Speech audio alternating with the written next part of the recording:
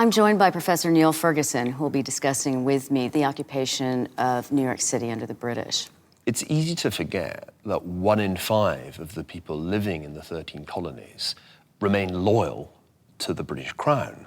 New York became headquarters for the British counter-revolution.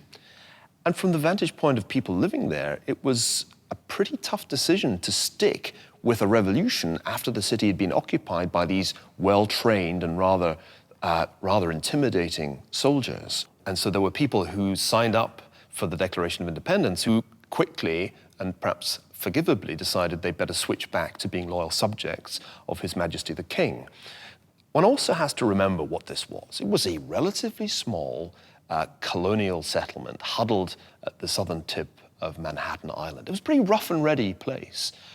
And the population was an interesting mixture of British officials, of soldiers. During the war, there were a substantial number of American patriot prisoners held in appalling conditions on floating prisons just off the island.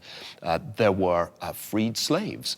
Remember, in this story, the British were in fact on the side of right in one respect, that they offered freedom to African-American slaves who were loyal to the Crown.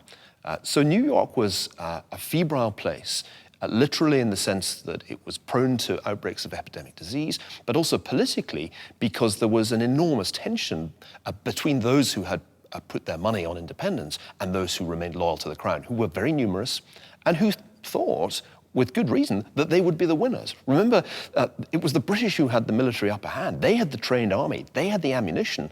The Patriots were reduced to melting a statue of the king to provide themselves with bowls for their muskets. That's right.